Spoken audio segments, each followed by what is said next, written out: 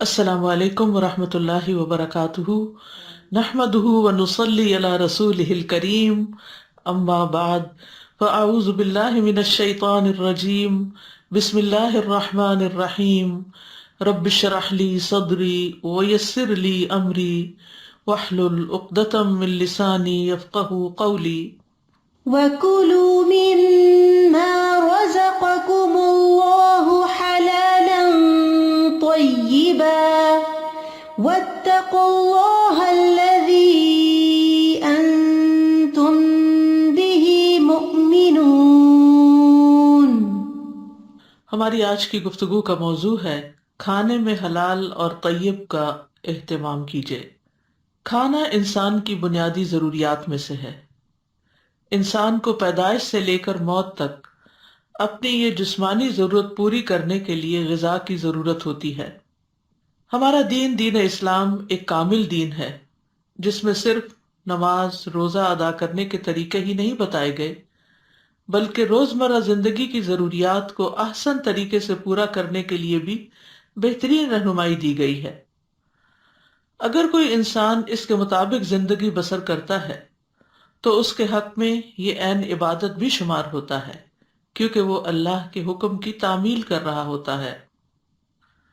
کھانا پینا انسان کے مزاج پر بھی اثر انداز ہوتا ہے، اس لیے اس بارے میں دو واضح ہدایات دی گئیں کہ انسان جو بھی کھائے حلال ہو اور طیب، پاکیزہ، عمدہ بھی ہو۔ اس سلسلے میں ہمیں حلال و حرام کے احکامات قرآن و سنت سے واضح طور پر ملتے ہیں۔ نہ صرف یہ کہ کھائی جانے والی چیز حلال ہو، بلکہ جس مال سے کھانا خریدا جائے اس کا بھی حلال ہونا ضروری ہے۔ حقیقت یہ ہے کہ مومن اصول اور ضابطے کی رسی میں بندھا ہوتا ہے، اپنی خواہش اور رائے کی بجائے اللہ اور رسول کے بتائے ہوئے احکامات اور ہدایات پر چلتا ہے اور اس پابندی میں خوشی محسوس کرتا ہے۔ انسان کی کامیابی بھی اسی میں ہے کہ وہ اپنی آزادی کو اصول و ضابطے کا پابند بنائے، حلال و حرام میں تمیز کرے، جن چیزوں کی اجازت دی گئی انہیں بخوشی استعمال کرے، ان سے اپنے آپ کو روکے نہیں، خود ساختہ پابندیاں اپنے اوپر نہ لگائے، اور جن چیزوں سے انسان کو منع کیا گیا ہے وہ ان سے اپنے آپ کو روک لے۔ یہی عبادت ہے، یہی اللہ کی فرما برداری ہے، اور اسی میں ایک مومن کی کامیابی ہے۔ تو آئیے دیکھتے ہیں کہ اس آیت میں ہمارے لیے کیا حکم ہے۔ وَكُلُوا مِمَّا رَزَقَكُمُ اللَّهُ حَلَالًا طَيِّبًا وَاتَّقُوا اللَّهَ الَّذِي أَنتُم بِهِ مُؤْمِنُونَ، اور اللہ نے تمہیں جو کچھ دیا ہے اس میں سے حلال اور طیب کھاؤ، اور اس اللہ سے ڈرو جس پر تم ایمان رکھنے والے ہو۔ یہاں پر کلو کا لفظ جو ہے یہ امر کا صیغہ ہے، جس کا ایک معنی کہ کھاؤ، یعنی ضرورت کے مطابق کھاؤ اور بھوکے رہ کر اپنے آپ کو قتل نہ کرو۔ تو یہ وجوب کا معنی بھی دیتا ہے اور مستحب کا معنی بھی۔ تو جب زندہ رہنے کے لیے کھانے کی ضرورت ہو تو اس وقت کھانا واجب ہے، اور جس وقت انسان محتاج تو ہو لیکن کھانے کی ضرورت نہ ہو اس وقت کھانا مستحب ہے، اور جو نہ ہی محتاج ہو نہ ہی مجبور ہو تو اس وقت اس کے لیے یہ حکم مباح حکم ہے کہ کھاؤ پیو۔ ایک اور جگہ پر بھی آتا ہے کلو واشربو ولا تسرفو، کھاؤ اور پیو لیکن اسراف مت کرو۔ مما رزقکم اللہ، اس میں سے جو اللہ نے تمہیں رزق دیا ہے، یعنی اللہ سبحانہ تعالیٰ نے جو بھی ہمارے لیے چیزیں پیدا کی، اگائیں، یا جن بھی مختلف ذرائع سے کھانے کی چیزیں آتی ہیں، وہ اگر دیکھا جائے تو سب اللہ ہی کا دیا ہوا ہے۔ اور پھر اللہ سبحانہ تعالیٰ ہمیں رزق دیتا ہے جس سے ہم کھانا خریدتے ہیں یا اس کو استعمال کرتے ہیں، تو اللہ کی طرف اس کی نسبت جاتی ہے کہ تمہیں پیدا بھی اللہ نے کیا ہے اور تمہیں کھلاتا بھی وہی ہے۔ لیکن جب ہمیں کھانے کا کہا گیا تو دو شرائط بھی لگا دی گئی کہ حلالم طیبن، حلال ہو اور طیب ہو، یعنی اللہ کے اس رزق میں سے کھاؤ جو اللہ تعالیٰ نے ان اسباب کے ذریعے سے تمہاری طرف بھیجا ہے جو تمہیں میسر ہیں، بشرطے کہ یہ رزق حلال ہو، چوری یا غصب شدہ مال سے حاصل نہ کیا گیا ہو، کسی پر ظلم کر کے حاصل نہ کیا گیا ہو، اور اسی طرح جیسے گوشت وغیرہ ہے تو وہ حلال ہو، اور بھی جہاں جہاں حلال اور حرام کی تمیز بتائی گئی اس کو مد نظر رکھتے ہوئے ہی کھایا جائے۔ اسی طرح یہ ہے کہ طیب بھی ہو۔ طیب کا ایک معنی پاک ہوتا ہے، یعنی اس کے اندر کوئی ناپاکی اور خباثت نہ ہو، گندگی نہ ہو، گلا سڑا نہ ہو۔ تو اس طرح درندے اور دیگر ناپاک چیزیں جو ہیں وہ اس دائرے سے نکل جاتی ہیں۔ اسی طرح طیب کا یہ معنی ہے کہ وہ کھاتے وقت انسان کے اوپر ناگوار نہ ہو، یعنی انسان خوش دلی سے کھائے، ہنی ام مریعہ ہو کر کھائے، یعنی مزے سے کھائے اور خوشگوار سمجھ کر کھائے۔ یعنی تقویٰ کا تقاضا یہ نہیں ہے کہ انسان کڑوے کسیلے کھانے کھائے یا بدمزہ کھانے کھائے، بلکہ صحیح طور پر پکا ہوا ہو، اس میں اللہ تعالیٰ نے جو بھی غذائیت رکھی ہے وہ بھی ہو، خوشبودار بھی ہو، ذائقے میں بھی اچھا ہو، لیکن صرف ذائقے کے لیے نہ کھایا جائے بلکہ اس کے ساتھ ساتھ وہ غذائیت سے بھی بھرپور ہو، یعنی ہولسم ہو۔ تو حلال میں وہ چیزیں آ گئیں جن کے کھانے کی اللہ نے اجازت دی، اور طیب میں وہ چیزیں آ گئیں جو انسان کے حواس کو لذیذ لگتی ہیں، جن کے رنگ، ذائقہ، خوشبو اچھا ہوتا ہے، نفس کے لیے خوشگوار ہوتا ہے۔ اور پھر یہ کہ پاکیزہ ذرائع سے یہ چیزیں حاصل کی جائیں، اور اتنا حاصل کیا جائے جتنا جائز ہو، اس جگہ سے حاصل کیا جائے جو جائز ہو۔ اسی طرح کا کھانا دنیا اور آخرت میں طیب ہوگا، اور اس سے نہ تو بدہضمی ہوگی اور نہ ہی انسان پر بوجھل پن ہوگا۔ ورنہ اگر دنیا میں کوئی کھانا لذیذ بھی ہے لیکن اگر حرام ذریعے سے کمایا گیا ہے تو وہ آخرت میں طیب نہیں ہوگا، انسان کو اس کا خمیازہ بھگتنا ہوگا۔ تو حلالا طیبا، اس سلسلے میں ہمیں قرآن مجید میں ایک اصحاب کہف کی کہانی بھی ملتی ہے، جس میں چند نوجوان مومن بچے جو تھے انہوں نے اپنی قوم کے دین کو چھوڑ کر ایک غار کی طرف پناہ لی۔ 300 سے زائد سال تک وہاں پر اس میں انہوں نے قیام کیا۔ جب وہاں سو کر اٹھے، اللہ سبحانہ تعالیٰ نے ان کو اٹھایا، اور جب سو کر اٹھے تو ان میں سے ایک نے کہا کہ کرنسی لے کر جاؤ اور جا کر کھانا لاؤ، اور کھانا وہ ہو فَلْيَنْظُرْ أَيُّهَا أَزْكَىٰ طَعَامًا، کہ جو پاکیزہ ہو۔ اس میں طیب کا لفظ نہیں آتا، اس میں ازکا کا آتا ہے، جس میں حلال اور طیب دونوں ہی شامل ہو جاتے ہیں۔ وَلْيَتَلَطَّفْ، اور چاہیے کہ اس معاملے میں باریک بینی سے کام لے، یعنی خوب چھان پٹک کے لائے، حرام چیز نہ ہو، نقصان دینے والی چیز نہ ہو۔ تو بہرحال حلال بھی ہو اور طیب بھی ہو، یہ کھانے کی دو شرائط ہیں کہ پاکیزہ کمائی سے ہو، اور جن چیزوں کو اللہ نے حلال قرار دیا ہے ان کو کھایا جائے، بدن اور عقل کو نقصان دینے والا کھانا نہ ہو، یعنی ایسی چیزیں کھائی جائیں کہ جس سے انسان کو اسٹرینتھ ملے، قوت ملے، اور اس کے لیے نقصان دہ نہ ہو، کیونکہ مختلف لوگوں کی ضروریات مختلف ہوتی ہیں، یعنی سب لوگوں کو ایک ہی چیز سوٹ نہیں کرتی۔ اگر کسی کو کوئی چیز ناموافق آتی ہے یا اس کو اس سے الرجی ہے تو اس کو وہ کھانا کھانے سے پرہیز کرنا چاہیے، کیونکہ اگر وہ صرف پسند کا ہونے کی وجہ سے کھاتا رہے گا تو وہ اس کے لیے وبال جان ہوگا، صحت کو نقصان دینے والا ہوگا، اپنی ذات کے ساتھ ظلم ہوگا، اور بعض اوقات تو موت کا سبب بھی بن جاتا ہے۔ ابن عاشور کہتے ہیں کہ مجھے ظاہر ہوتا ہے کہ اللہ نے کھانوں کے جائز ہونے کو طیب کی صفت کے ساتھ جوڑا ہے، تو اس بات میں کوئی شک نہیں کہ کھانے میں طیب کی صفت کو ملحوظ رکھا جائے گا، وہ اس طرح کہ وہ کھانا نقصان پہنچانے والا اور قابل نفرت اور دین کے مخالف نہ ہو۔ اور ان تمام صفات کے جمع ہونے کی علامت یہ ہے کہ دین نے اس کھانے کو حرام نہ ٹھہرایا ہو۔ پھر اس کے بعد آپ دیکھیے کہ آیت میں کھانے کا حکم دینے کے بعد تقویٰ کا حکم دیا گیا ہے، وَاتَّقُوا اللَّهَ الَّذِي أَنْتُمْ بِهِ مُؤْمِنُونَ، یعنی کھاؤ پیو لیکن تقویٰ اختیار کرو۔ اور تقویٰ جیسا کہ آپ جانتے ہیں کہ اللہ تعالیٰ کے احکامات کی تعمیل کرنا، اور جن چیزوں سے اللہ سبحانہ تعالیٰ نے روکا ہے ان سے رک جانا ہے۔ تو حقیقی ایمان تقویٰ کا تقاضا کرتا ہے۔ اگر کوئی کہے کہ وہ مومن ہے لیکن اللہ سے نہ ڈرتا ہو، یا اس کا ایمان جو ہے وہ ناقص ہو، تو ایسا شخص پھر متقی نہیں کہلا سکتا۔ مثلاً اگر کوئی نافرمانی کر رہا ہو اور اس سے کہا جائے کہ اتق اللہ، اللہ سے ڈرو، تو وہ کہے کہ تقویٰ تو دل میں ہوتا ہے، یعنی ظاہر میں اگر میں کوئی نافرمانی کر بھی رہا ہوں تو کیا ہوا، تو اس کا یہ کہنا درست نہیں ہوگا۔ واقعی تقویٰ دل میں ہوتا ہے، لیکن اس کے دل میں ہونے کی علامت یہ ہوتی ہے کہ وہ ہمارے باہر جسم پر، اعضاء پر ظاہر ہوتا ہے، یعنی ہمارا عمل بھی پھر اس کے مطابق ہو جاتا ہے۔ اور آیت کے آخر میں آتا ہے الذی انتم بہ مؤمنون، اس اللہ سے ڈرو جس پر تم ایمان رکھتے ہو، کیونکہ اللہ تعالیٰ پر ایمان تم پر تقوی اور حقوق اللہ کی رعایت اور حفاظت کو لازم کر رہا ہے، اس کے بغیر ایمان مکمل نہیں ہوتا۔ تو حقیقت یہ ہے کہ ایک مومن اور غیر مومن کے طریقہ زندگی میں فرق ہوتا ہے۔ مومن کی زندگی، مسلمان کی زندگی حلال و حرام کے بارے میں صحیح ضابطوں اور قاعدوں کی پابند ہوتی ہے۔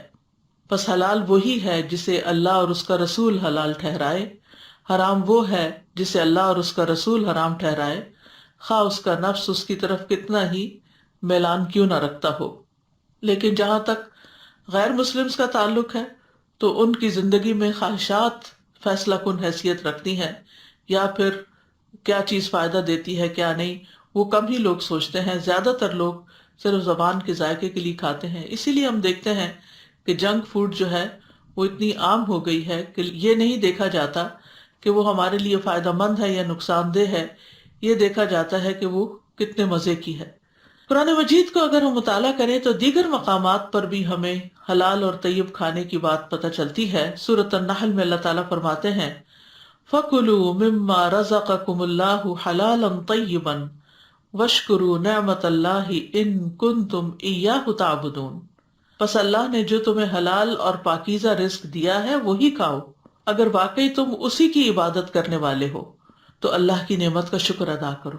تو اس سے یہ پتہ چلتا ہے کہ عبادت صرف نماز پڑھنا یا حج کرنا یا زکوٰۃ دینا ہی نہیں ہے، بلکہ کھانے کے معاملے میں حلال اور پاکیزہ رزق کھانا اور کھا کر پھر شکر ادا کرنا، یہ عبادت ہے۔ یعنی اس پر بھی اسی طرح انسان کو اجر ملتا ہے جیسے اور احکامات کی پابندی کرنے کا اجر ملتا ہے۔ پھر اسی طرح قرآن مجید میں سورۃ البقرہ میں تمام انسانیت کو، تمام لوگوں کو حلال اور طیب کھانے کی دعوت دی گئی ہے۔ فرمایا یا ایھا الناس کلوا مما فی الارض حلالا طیبا ولا تتبعوا خطوات الشیطان انہ لکم عدو مبین، اے لوگو ان چیزوں میں سے جو زمین میں ہے حلال پاکیزہ کھاؤ اور شیطان کے قدموں کی پیروی مت کرو، بے شک وہ تمہارا کھلا دشمن ہے۔ یعنی شیطان اصل میں انسان کے پاس اس راستے سے آتا ہے جو اس کے لیے آسان ہوتا ہے۔ کھانا پینا اور اچھا کھانا پینا انسان کی ایک کمزوری ہے، اسی لیے کھانے کی ضرورت نہ بھی ہو تو انسان کو کوئی کھانے کی دعوت دے تو وہ قبول کر لیتا ہے۔ تو شیطان نے اس راستے سے انسان کو ورغلانے کی کوشش کی ہے، کیونکہ جب انسان ایک حرام لقمہ کھا لیتا ہے تو پھر اس کے لیے اللہ کی نافرمانی کرنا اور بھی آسان ہو جاتا ہے۔ تو بہرحال شیطان اس معاملے میں بھی انسان کو بہکاتا ہے، بلکہ اگر آپ دیکھیں تو آدم اور حوا علیہ السلام کا پہلا ٹیسٹ جو تھا، پہلا امتحان، وہ کھانے کے راستے سے ہی ہوا تھا کہ اللہ سبحانہ تعالیٰ نے جس درخت سے کھانے سے روکا تھا اس نے بہلا پھسلا کر ان کو اسی کا پھل کھلا دیا۔ تو اس لیے دنیا میں بھی شیطان ہمیں وہ چیزیں کھانے کی طرف رغبت دلاتا ہے، وسوسے ڈالتا ہے کہ جو ہمارے لیے نقصان دہ ہوتی ہیں۔ پھر اسی طرح حلال اور غیر حلال اور پاک اور ناپاک برابر نہیں ہوتے۔ سورۃ المائدہ میں اللہ تعالیٰ فرماتے ہیں قُلْ لَا يَسْتَوِي الْخَبِيثُ وَالطَّيِّبُ وَلَوْ أَعْجَبَكَ كَثْرَةُ الْخَبِيثِ فَاتَّقُوا اللَّهَ يَا أُولِي الْأَلْبَابِ لَعَلَّكُمْ تُفْلِحُونَ، کہہ دیجئے ناپاک اور پاک برابر نہیں، خواہ ناپاک کی کثرت تمہیں تعجب میں ڈالے، بس اللہ سے ڈرو اے عقل والو تاکہ تم فلاح پاؤ۔ تو اس سے یہ پتہ چلتا ہے کہ پاک اور ناپاک میں تمیز کرنے والا دراصل تقوی والا ہی ہوتا ہے، اور پھر تقوی اختیار کر کے انسان کامیاب ہو سکتا ہے۔ پھر اسی طرح اگر کوئی طیب غذا نہیں کھاتا تو اس پر اللہ کی ناراضگی ہوتی ہے۔ قرآن مجید میں آتا ہے کلوا من طیبات ما رزقناکم ولا تطغوا فیہ فیحل علیکم غضبی ومن یحلل علیہ غضبی فقد ھوی، کھاؤ ان پاکیزہ چیزوں میں سے جو ہم نے تمہیں دی ہیں اور ان میں حد سے نہ بڑھو، ورنہ تم پر میرا غضب اترے گا، اور جس پر میرا غضب اترا تو یقیناً وہ ہلاک ہو گیا۔ بہرحال اللہ سبحانہ تعالیٰ نے تمام پاکیزہ چیزیں حلال کی ہیں۔ قرآن مجید میں آتا ہے کہ لوگ پوچھتے ہیں کہ ان کے لیے کیا حلال کیا گیا، تو کہہ دیجئے کہ تمام پاکیزہ چیزیں ان کے لیے حلال ہیں، لیکن ساری پاکیزہ چیزوں کو چھوڑ کر اگر انسان سرکشی اختیار کرتا ہے اور حلال کے دائرے سے باہر نکل جاتا ہے، پاکیزہ کے دائرے سے باہر نکل جاتا ہے، تو پھر وہ رب کی ناراضگی کو مول لیتا ہے۔ پھر اسی طرح یہ ہے کہ ہمیں اپنے اوپر پاکیزہ چیزوں کو حرام نہیں کرنا چاہیے، تقوی کا مظاہرہ کرتے ہوئے یا زہد کا یا تزکیہ نفس کے لیے، کیونکہ جو چیز اللہ نے حلال کی ہے اس کو حلال ہی رکھنا چاہیے، اس کو اپنے اوپر اپنی منمانی سے حرام نہیں کرنا چاہیے، الا یہ کہ وہ ہمیں نقصان دینے والی ہو، ہمارے مزاج کے موافق نہ ہو یا ہماری بیماری میں اضافہ کرتی ہو، کیونکہ بیمار کے احکام بہرحال عام انسانوں سے مختلف ہوتے ہیں۔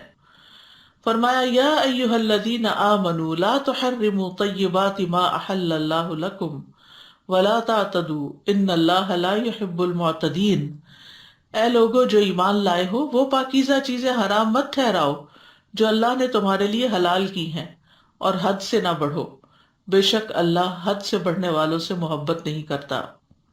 پھر ہم احادیث میں دیکھتے ہیں کہ تمام رسولوں اور اہل ایمان کو طیب کھانے کا حکم دیا گیا۔ ابو ہریرہ کہتے ہیں کہ رسول اللہ صلی اللہ علیہ وسلم نے فرمایا، بے شک اللہ پاک ہے اور پاک ہی قبول کرتا ہے، اور بے شک اللہ نے مومنین کو بھی وہی حکم دیا جو اس نے رسولوں کو دیا۔ بس اللہ تعالیٰ نے فرمایا یا ایھا الرسل کلوا من الطیبات واعملوا صالحا، اور اللہ تعالیٰ نے فرمایا یا ایھا الذین آمنوا کلوا من طیبات ما رزقناکم، یعنی رسولوں کو بھی طیبات کھانے کا حکم دیا اور مومنوں کو بھی۔ پاکیزہ کھانے کی مثال حدیث میں کچھ یوں آتی ہے، نبی صلی اللہ علیہ وسلم نے فرمایا، بے شک مومن کی مثال شہد کی مکھی کی طرح ہے، جو پاکیزہ چیز کھاتی ہے پاکیزہ رس خارج کرتی ہے، اور جس پھول پتی یا پتے پر بیٹھتی ہے وہ نہ ٹوٹتا ہے نہ ہی وہ خراب ہوتا ہے، یعنی فساد نہیں کرتی۔ انسان زمین سے اپنا رزق حاصل کرنے کے لیے یا سمندروں سے اپنا رزق حاصل کرنے کے لیے وہاں فساد نہ کرے، کیونکہ یہ انسانی کے حق میں نقصان دہ ہے۔ اور آپ کو معلوم ہوگا کہ شہد کی مکھی اگر غلطی سے کسی ایسے پودے پر بیٹھ جائے، کسی ایسے پھول پتی پر بیٹھ جائے جو زہریلا ہو، تو دوسری مکھیاں اس کو پہچان جاتی ہیں اور اس کو چھتے میں داخل ہی نہیں ہونے دیتی، اس کو باہر ہی مار ڈالتی۔ اسی لیے اللہ تعالیٰ نے قرآن مجید میں شہد کی تعریف کی ہے کہ اس میں لوگوں کے لیے شفا ہے، اور شہد کی مکھی کا پورا پروسیس وہاں بتایا گیا کہ وہ کیا کرتی ہے اور کس طرح ہمارے لیے شہد بناتی ہے۔ تو اس کے شہد بنانے میں خاص بات یہ ہے کہ وہ پاکیزہ اور صاف ستھرا نیکٹر ہی لیتی ہے۔ پھر اسی طرح یہ ہے کہ رزق کی پاکدامنی جو ہے یا رزق کی پاکیزگی جو ہے یہ دنیا کی قیمتی ترین متاع ہے۔ عبداللہ ابن عمرو ابن العاص کہتے ہیں کہ رسول اللہ صلی اللہ علیہ وسلم نے فرمایا، اگر تم میں 4 خصائل پائے جاتے ہوں تو تمہیں دنیا کے کسی فائدے سے محرومی کا کوئی افسوس نہیں ہونا چاہیے۔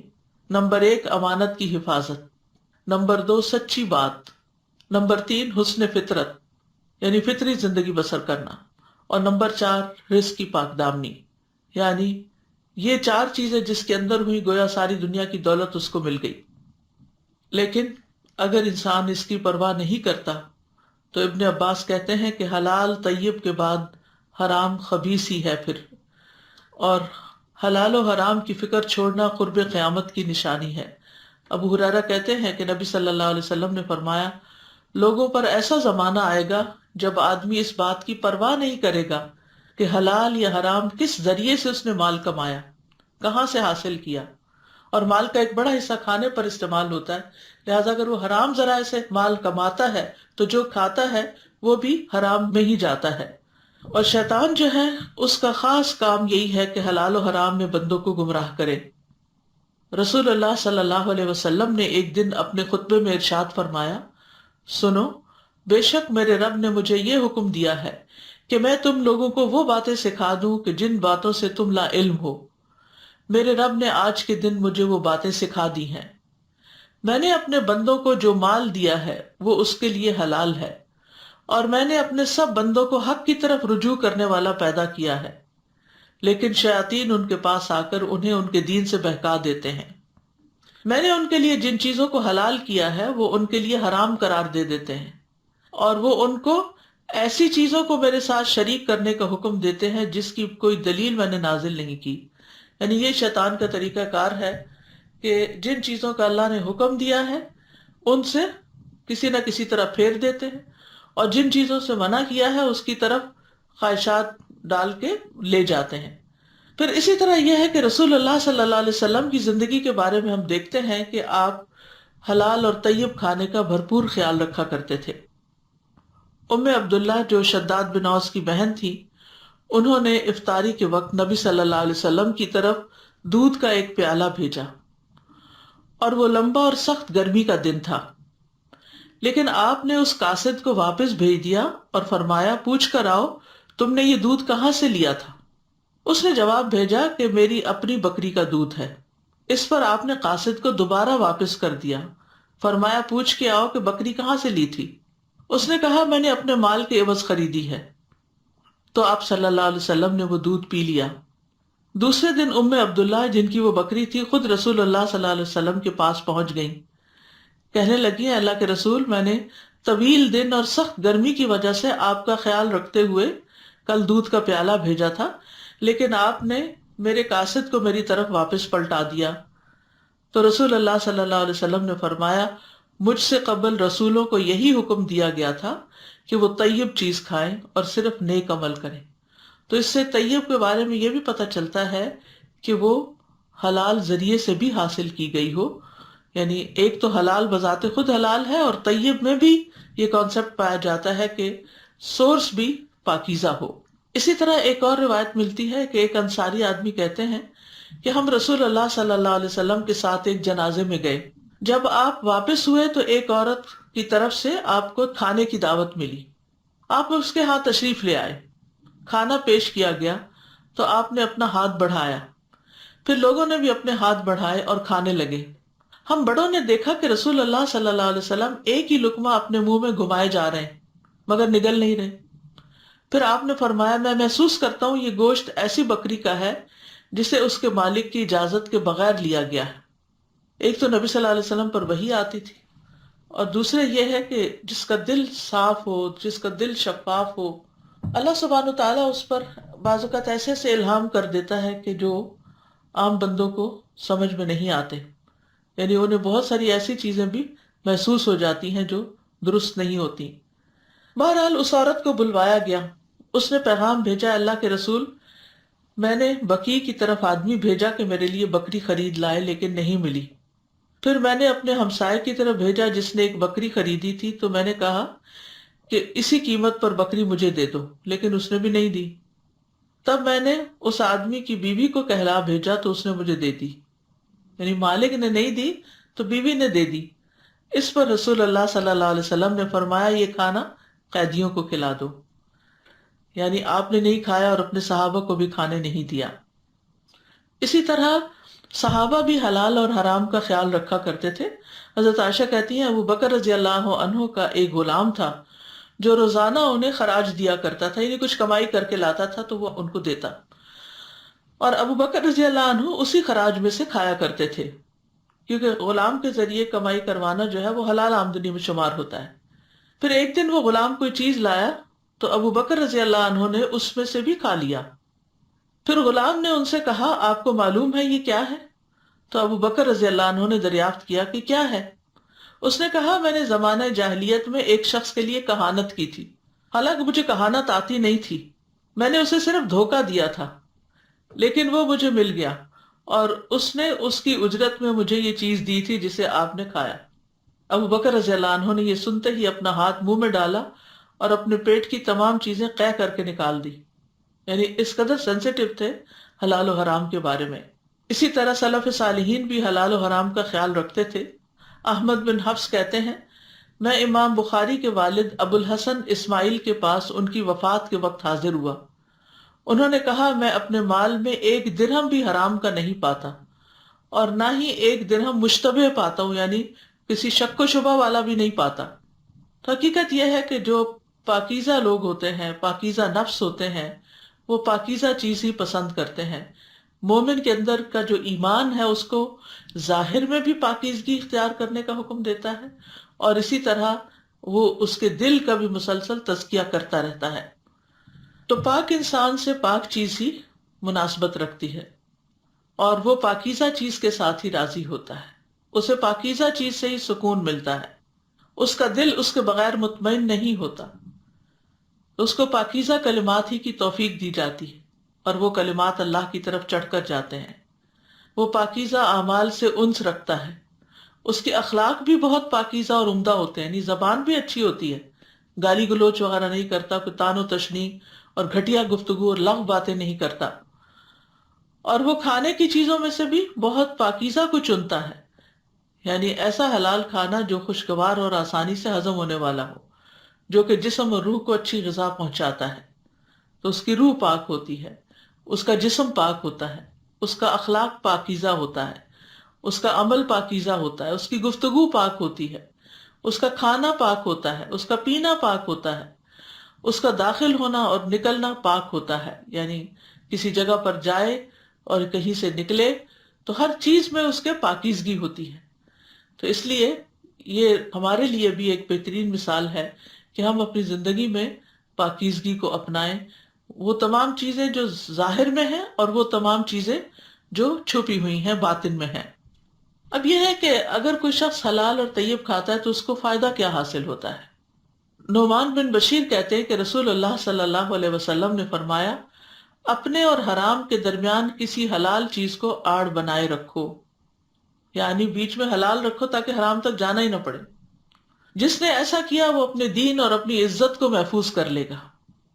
پھر اسی طرح نیک اعمال میں مدد ملتی ہے، انسان کو نیکی کی توفیق ہوتی ہے، یعنی حلال کھانا عمل صالح کے لیے مددگار ثابت ہوتا ہے، اطاعت کے کاموں میں مددگار ثابت ہوتا ہے۔ یحییٰ ابن معاذ کہتے ہیں کہ اطاعت اللہ کے خزانوں میں سے ایک خزانہ ہے اور اس کی چابی دعا ہے، اور حلال کے لقمے اس کے دندان ہیں، چابی کے دندانے۔ اگر چابی کے دندانے نہ ہو تو لاک نہیں کھلتا۔ تو اسی طرح اعمال کی قبولیت نہیں ہوتی جب تک رزق حلال نہیں ہوتا۔ ابو عبداللہ باجی کہتے ہیں کہ عمل 5 خصلتوں کی وجہ سے مکمل ہوتا ہے: اللہ پر ایمان لانا، حق کو پہچاننا اور اس کی رضا کے لیے خالص عمل کرنا، اور سنت کے مطابق عمل کرنا، اور حلال کھانا، یعنی اعمال کی قبولیت ان 5 چیزوں کی وجہ سے ہوتی ہے۔ اگر ان میں سے ایک صفت بھی رہ جائے تو وہ عمل اللہ کے ہاں بلند نہیں ہوتا۔ اس طرح کہ اگر آپ اللہ کی معرفت رکھتے ہوں لیکن حق کو نہ پہچانتے ہوں تو اپنے عمل سے فائدہ نہیں اٹھا سکیں گے۔ اگر آپ حق کو پہچان لیں لیکن اللہ کو نہ پہچانیں تو آپ فائدہ نہیں اٹھا سکتے جب تک آپ اللہ کی معرفت نہ رکھیں۔ حق کو بھی پہچانتے ہوں اور اللہ کے لیے اخلاص نہ رکھتے ہوں تو بھی فائدہ نہیں اٹھا سکتے، اور اگر آپ اللہ کی معرفت رکھتے ہوں اور حق کو پہچانتے ہوں اور عمل بھی خالص کریں لیکن وہ سنت کے مطابق نہ ہو تو بھی آپ فائدہ نہیں اٹھا سکتے۔ ہاں، اگر یہ چاروں صفات مکمل ہو جائیں اور کھانا حلال نہ بھی ہو تو بھی آپ فائدہ اٹھا سکتے ہیں۔ امام احمد سے کسی نے پوچھا کہ دل کس طرح نرم ہوتے ہیں؟ انہوں نے کہا حلال کھانے سے۔ حقیقت یہی ہے کہ حلال کھانا دل کو منور کرتا ہے، دل کی اصلاح کرتا ہے، اور کثرت سے اس سے فائدے حاصل کیے جاتے ہیں۔ طیب کھانے کے کچھ اور فائدے بھی ہیں کہ یہ اللہ کی محبت اور جنت کی طرف لے جانے والا راستہ ہے، دعاؤں کی قبولیت کا سبب ہے، کیونکہ حرام کھا کر دعائیں قبول نہیں ہوتی، عمر میں برکت اور مال میں نشو و نما کا ذریعہ ہے، دنیا میں سعادت اور آخرت میں کامیابی اور نجات کا ذریعہ ہے، گفتگو اور افعال میں حلاوت کا سبب ہے، یعنی ایسے شخص کی زبان بھی میٹھی ہوتی ہے۔ پاک کمائی کے فائدوں میں سے یہ ہے کہ اولاد میں برکت ہوتی ہے۔ جس بندے کا جسم سود سے پلا بڑا ہو وہ آگ کے زیادہ لائق ہے۔ اسی طرح اپنے ہاتھ کی کمائی سے کھانا یہ بلندی اور عزت کا سبب ہے، جیسے حضرت داؤد کے بارے میں آتا ہے کہ وہ اپنے ہاتھ کی کمائی سے کھاتے تھے، حالانکہ وہ بادشاہ تھے، یعنی اپنے لیے خود کچھ کام کرتے تھے۔ اور حرام کھانے کے نقصانات کیا ہیں؟ نمبر 1 یہ کہ کبیرہ گناہ ہے۔ کبیرہ گناہوں کا جیسا کہ آپ کو معلوم ہے کہ نماز، روزہ، عمرہ کفارہ نہیں بنتے، یعنی اگر کوئی شخص حرام کام کر رہا ہے، کبیرہ گناہ کر رہا ہے، تو صرف نماز پڑھ لینا یا رمضان کے روزے رکھ لینا یا عمرہ حج کر لینا اس کا کفارہ نہیں بنتا، وہ ادھر ہی رہتے ہیں۔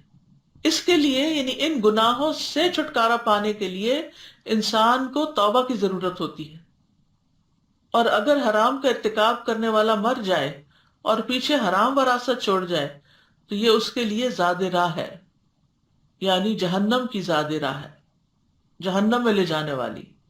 یعنی حرام کا ارتکاب کرنے والا اگر مر جائے تو جو مال چھوڑ کے جاتا ہے وہ مال اس کے لیے جہنم کی زاد راہ بنتا ہے. بہت دفعہ آپ دیکھیں کہ لوگ صرف اپنی اولاد کی خاطر، ان کی خوشیوں کی خاطر حلال حرام کی پرواہ نہیں کرتے اور جائز ناجائز طریقوں سے مال غصب کرتے رہتے ہیں. پھر اسی طرح مال کی برکت ختم ہو جاتی ہے. لوگ کہتے ہیں کہ بہت ہے لیکن پتہ نہیں چلتا کہاں سے آتا ہے اور کہاں چلا جاتا ہے، پھر کنگال بیٹھے ہوتے ہیں. تو اس میں انسان کو ضرور سوچنا چاہیے کہ کہیں اس میں سود کی ملاوٹ تو نہیں. یمحق اللہ الربا ویربی الصدقات، اللہ سود کو مٹاتا ہے اور صدقات کو بڑھاتا ہے. پھر اسی طرح یہ ہے کہ حرام کھانے سے انسان کی مروت ختم ہو جاتی ہے، اس کی عزت پامال ہو جاتی ہے. قرآن مجید میں اہل کتاب کے علماء کے بارے میں آتا ہے سماعون للکذب اکالون للسحت، بہت زیادہ سننے والے ہیں جھوٹ کو اور بہت زیادہ کھانے والے ہیں حرام کو، اور سحت کہتے ہیں رشوت وغیرہ کو. تو حرام مال کو سحت اس لیے کہا گیا کیونکہ یہ نیکیوں کو تباہ کر دیتا ہے، یعنی ان کو ختم کر دیتا ہے اور ان کی جڑ کاٹ دیتا ہے. ایک اور روایت میں ہے کہ السحت اس لیے کہا گیا کیونکہ حرام مال انسان کی مروت اور وقار کو تباہ کر دیتا ہے. پھر اسی طرح حرام کھانے سے انسان کی عبادتیں ضائع ہوتی ہیں. اطاعت میں برکت اور قناعت ہے، یعنی انسان اگر اللہ کی بات مانتا ہے تو اس میں اس کے لیے برکت بھی ہے اور اس کو قناعت بھی نصیب ہوتی ہے. اور ایسی عبادت اور اطاعت میں کوئی خیر نہیں جس میں حرام سے بچا نہ گیا ہو، یعنی حرام نہ چھوڑا گیا ہو اور اس سے بچاؤ اختیار نہ کیا گیا ہو اور اس سے دوری ہی ہو. یوسف بن اسباط رحمہ اللہ کہتے ہیں جب نوجوان آدمی اللہ کی عبادت کرتا ہے تو شیطان اپنے نمائندوں سے کہتا ہے دیکھو اس کا کھانا کہاں سے ہے. نوجوان آدمی جب اللہ کی عبادت کرتا ہے تو شیطان کیا کہتا ہے اپنے نمائندوں سے، دیکھو اس کا کھانا کہاں سے، سورس آف انکم کیا ہے. اگر اس کا کھانا حرام ہے تو وہ کہتا ہے کہ اسے چھوڑ دو، ہلکان ہوتا رہے، اسے چھوڑ دو ہلکان ہوتا رہے، اس کی ذات ہی اس کے لیے کافی ہے، یعنی اس کی عبادت ضائع کرنے کے لیے. کیونکہ حرام کھانے کے ساتھ عبادت میں محنت کرنا اس کے لیے کوئی فائدہ نہیں دے گا. کتنی گہری بات ہے.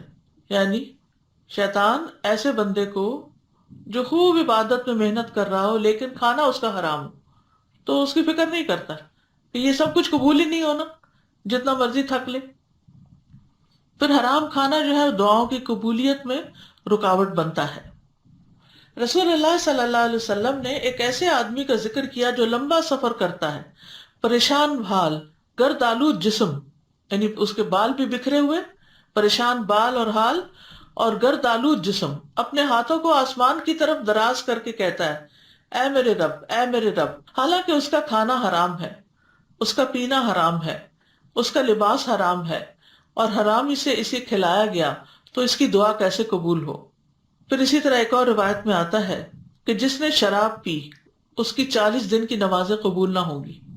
اگر توبہ کرے تو اللہ تعالیٰ توبہ قبول فرماتا ہے. توبہ کا کیا مطلب ہوتا ہے کہ انسان اس گناہ سے نکل آئے. پھر اگر نفس کی خواہش کی وجہ سے انسان دوبارہ شراب پی لیتا ہے تو اس کی 40 دن کی نمازیں قبول نہیں ہوتی، اور اگر توبہ کرتا ہے تو اللہ تعالیٰ توبہ قبول کر لیتا ہے. پھر اسی طرح یعنی 1 دفعہ 2 دفعہ 3 دفعہ، چوتھی دفعہ بھی اگر وہ یہی حرکت کرے توبہ کرنے کے بعد تو 40 دن کی نمازیں اس کی قبول نہیں ہوگی. کتنا بڑا نقصان ہے. بعض لوگ ہوتے ہیں نا کہ نماز پڑھتے ہیں، صدقہ خیرات کرتے ہیں، لیکن ساتھ ساتھ حرام کام بھی کرتے رہتے ہیں. تو وہ جو حرام کام ہے وہ جو باقی عبادات ہیں ان کو بھی نقصان پہنچاتے ہیں، جیسے اس حدیث سے پتہ چلتا ہے. یہ سنن ترمذی کی حدیث ہے. فرمایا کہ اور اگر اب وہ توبہ کرے تو توبہ قبول نہیں فرماتا، یعنی پھر ایک وقت ایسا آ جاتا ہے کہ اس کی توبہ بھی نہیں ہوتی قبول، اور اس کو کیچڑ کی نہر سے پلائے گا. لوگوں نے کہا ابو عبد الرحمن کیچڑ کی نہر کیا ہے؟ ابن عمر نے فرمایا دوزخیوں کی پیپ، طینۃ الخبال. پھر اسی طرح انسان کو عبادت کی توفیق نہیں ہوتی حرام سے. سہل رحمہ اللہ حرام کھانے والے کے بارے میں کہتے ہیں کہ اس کے اعضاء ضرور نافرمانی کریں گے، وہ خود چاہے کرے یا نہ کرے، اور جو بھی حلال کھائے گا اس کے اعضاء اللہ کی اطاعت کریں گے اور اسے نیک اعمال کی توفیق دی جائے گی۔ پھر انسان جب حرام کھا لیتا ہے تو اس کے دل کی حالت بدل جاتی ہے۔ بعض سلف صالحین کہتے ہیں کہ کبھی بندہ ایک کھانا کھا لیتا ہے، پھر اس سے اس کا دل الٹ پلٹ ہو جاتا ہے، تو اس کے دل میں کچھ ایسا گھس جاتا ہے جیسے چمڑے پہ کچھ گھس جاتا ہے، اور پھر وہ اپنی پہلی حالت پر کبھی واپس نہیں لوٹتا۔ یعنی دل جو ہے وہ میلا ہو جاتا ہے اور اس کا پھر دل نیکی کے کاموں میں نہیں لگتا، دل پر زنگ لگ جاتا ہے۔ حرام اور مشتبہ کھانے سے دل پہ زنگ چڑھتا ہے اور وہ تاریک ہوتا ہے، یہ چیز دلوں کو سخت بناتی ہے۔ ہر حرام کھانا دعا کی قبولیت کی رکاوٹوں میں سے ایک رکاوٹ ہے۔ پھر جو شخص ایک بھی حرام لقمہ کھائے، اس کے بارے میں آتا ہے نبی صلی اللہ علیہ وسلم نے فرمایا، جس نے کسی مسلمان کا ناحق ایک لقمہ بھی کھایا تو بے شک اللہ تعالیٰ اسے اتنا ہی جہنم کا کھانا کھلائیں گے، اور جس نے کسی مسلمان کا ناحق کپڑا پہنا تو بے شک اللہ تعالیٰ اسی کی مانند اسے جہنم کا کپڑا پہنائیں گے۔ اور جو کوئی کسی مسلمان کے ساتھ دکھلاوے کی جگہ پر کھڑا ہوا، یعنی ریاکاری وغیرہ کرنے کے لیے، قیامت کے دن اس کے دکھلاوے کے مقام پر اس کو کھڑا کیا جائے گا۔ یعنی قیامت کے دن اس کو سب کے سامنے اس کی بے عزتی ایک طرح سے ہوگی کہ یہ ہے وہ شخص جو دکھاوے کے کام کرتا تھا۔ پھر ایک اور حدیث میں تو اس سے بھی سخت وارننگ دی گئی ہے کہ جنت بھی حرام ہو سکتی ہے اگر انسان حرام کھانے سے پرہیز نہیں کرتا۔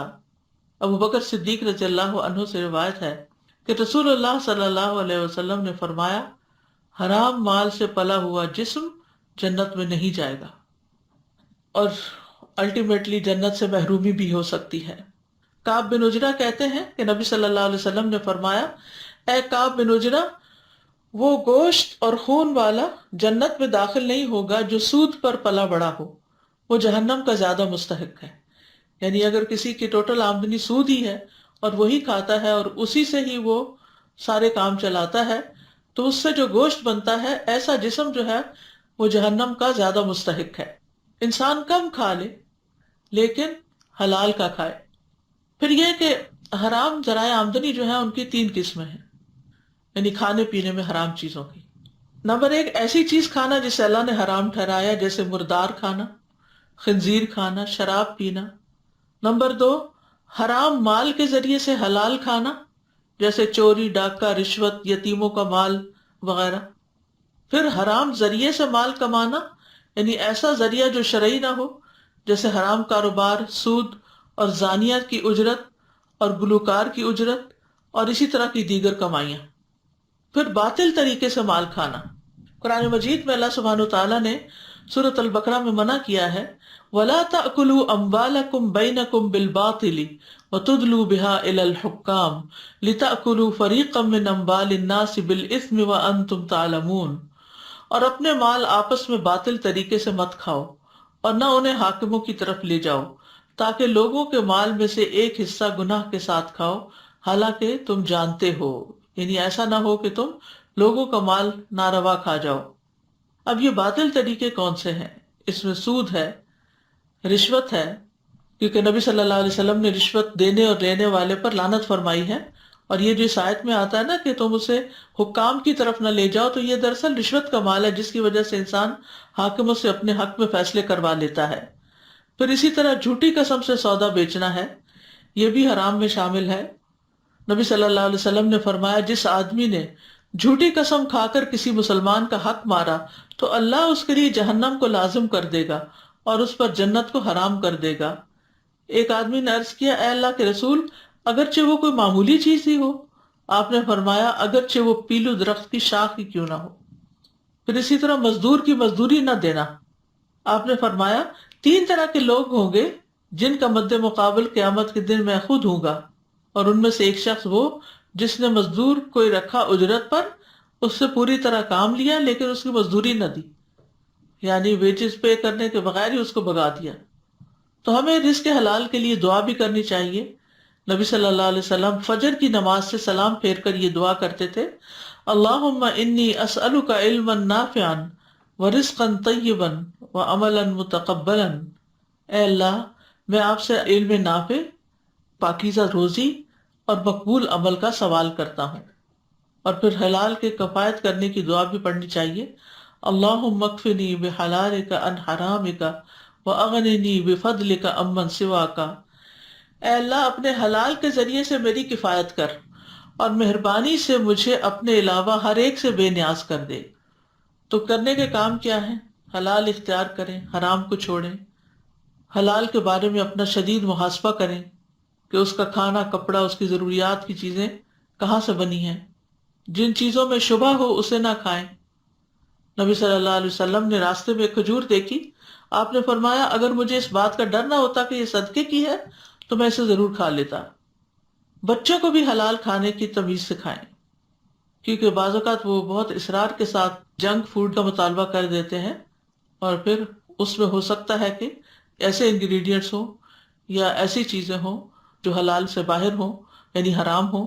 پھر اسی طرح جب آپ کوئی اور پروڈکٹس خریدیں، خصوصاً ایسی جگہوں پر جو مسلمان کنٹریز نہیں ہیں، بلکہ اب تو مسلمان کنٹریز کے اندر بھی بہت سی چیزیں امپورٹڈ ہوتی ہیں تو حلال حرام کی پرواہ نہیں کی جاتی، تو اس میں انگریڈینٹس جو ہیں وہ چیک کر کے چیزیں لینی چاہیے۔ اور اگر ہم چاہتے ہیں کہ ہمارے نیک اعمال قبول ہوں تو حلال کھانا لازم کر لیں۔ بعض سلف صالحین کہتے ہیں اگر آپ عبادت میں ایسے قیام کریں جیسے ستون گاڑا ہوا ہوتا ہے، یعنی ہلے جلے بغیر، تو اس کا کوئی فائدہ نہیں جب تک آپ یہ خیال نہ کریں کہ آپ کے پیٹ میں کیا داخل ہو رہا ہے، یعنی آپ کا کھانا حلال ہے یا نہیں۔ تو عبادات کی قبولیت کا انحصار حلال کھانے پر ہے۔ اللہم اکفنا بحلالک عن حرامک واغننا بفضلک عمن سواک، اور جو نیت کر لے، ارادہ کر لے، کوشش کرے، اللہ اس کو حلال عطا کرتا ہے۔ وآخر دعوانا ان الحمد للہ رب العالمین۔ سبحانک اللہم وبحمدک، اشہد ان لا الہ الا انت، استغفرک واتوب الیک۔ السلام علیکم ورحمۃ اللہ وبرکاتہ۔